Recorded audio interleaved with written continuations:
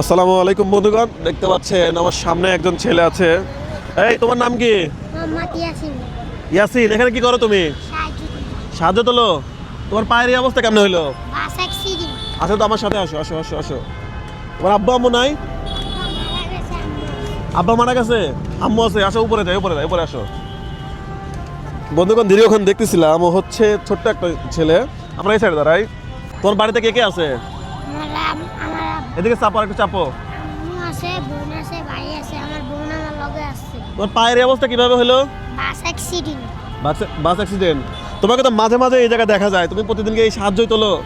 প্রতিদিন আসি না, আই যেসম মন চায় না এসম আই না, যেসম মন চায় এসম আসি। আচ্ছা আচ্ছা আচ্ছা। তোমার মা কি করে? মা ফুল বেচে, প্রতিদিন আসতো, আজকে আসতে পারি না। কে হয়েছে? মায়ের কি হয়েছে? অসুস্থ। ও, ওর মা কিন্তু বন্ধুগণ, ও হচ্ছে, ওর নাম ইয়াসিন না? ওর নাম হচ্ছে ইয়াসিন। ও হচ্ছে এখানেই আমরা দেখি মাঝে মাঝে সাহায্য তোলে। ছোট একটা মানুষ। তোর বয়স কত? 9 বছর। আর এই ঘটনাটা ঘটছিল কতদিন আগে? ওর পায়েটা একটু দেখা। ওর পায়ে কিন্তু পুরোটাই না, পুরো পায়ে একবারে এই না, অপারেশন করা লাগছে। কত টাকা পড়েছে? 2 লাখ তো 4 লাখ 4 লাখ। 4 লাখের মতো। এটা কিভাবে হইলো? তুমি তখন টের পাও নাই? তখন টের পাইছি, কিন্তু হাসপাতালে নেওয়ার পরে টের পাইনি।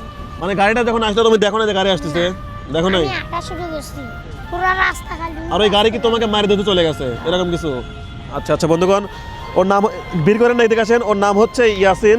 ও এখানেই প্রতিনিয়ত সাহায্য তোলে, বা 2-1 দিন পর পর দেখি সাহায্য তোলে। ওর একটা দুর্ঘটনায় ওর একটা পা পুরো বিকলাঙ্গ হয়ে গেছে। এখনও হচ্ছে এভাবেই চলে। তোমার মা অসুস্থ, আজকে আসতে পারে নাই।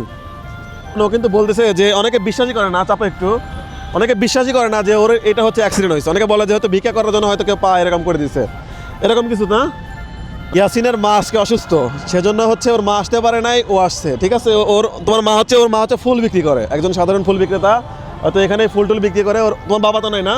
বাবা মারা এই তোমার মানে তোমার মা ফুল বিক্রি করে, যাই তাই দিয়ে সংসার চলে।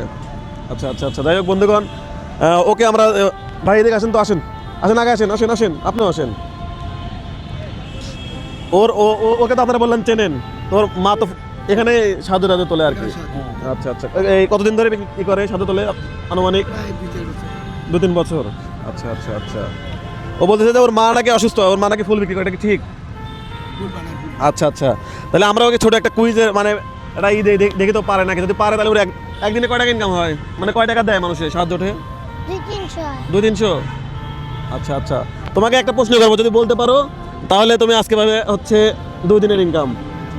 হ্যাঁ, রাজি? কি বল মামা, দিব? আসলে ওর তো আমি পার্মানেন্ট করে ব্যবস্থা করে দিতে পারতেছি না, যেহেতু হচ্ছে ওর পা ঠিক নাই। যদি পার্মানেন্ট থাকতো তাহলে 1000 টাকার ব্যবসা ধরাই দিলে দিনও 500 টাকা ইনকাম করতে পারতো। কিন্তু ও তো পা নিয়ে চলতে পারবে না, কি মনে করেন আপনি? হাতে হাতে কি অবস্থা? হাত ঠিক আছে, কাজ করে?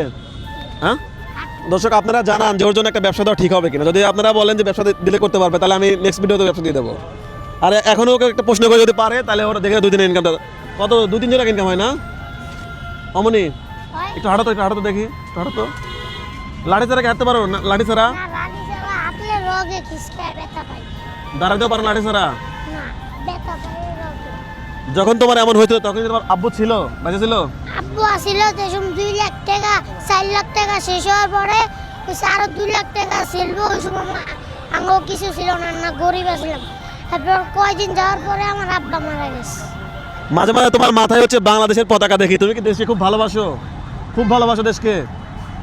মাঝে মাঝে দেখা যায় যে ও মাথায় বাংলাদেশের পতাকা পায়, হ্যাঁ তাই না? দেশকে খুব ভালোবাসো। তাই এই দেশ তোমাকে কি দিছে বলো?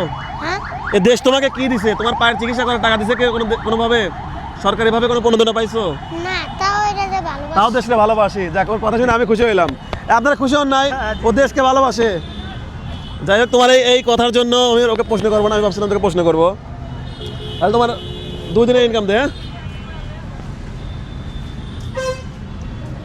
আর তোমাকে একটা ছোট প্রশ্ন করি, হ্যাঁ বলো তো, রিজিকের মালিক কে? উপরের জন্য উপরের একজন নাম কি? আল্লাহ। তাহলে আল্লাহ বলতেছো না যে রিজিকের মালিক কে? আল্লাহ। এই নাও, আল্লাহ তোমার জন্য এই রিজিকটা পাঠাইছে। খুশি? হ্যাঁ, আজকের মতো খুশি? তোমার 200-300 টাকা বললি তাহলে চলে আজকে চলে যাও। তাহলে দেশকে তুমি ভালোবাসো, দেশের মানুষের জন্য কি বলতে চাও বলো? আপনারা সবাই ভালো থাকেন, সুস্থ থাকেন। আর ধন্যবাদ। দেশের মানুষের জন্য আরো কিছু বলো, যা তুমি তোমার জীবন থেকে শিক্ষা পাইছো, এরকম কিছু বলতে।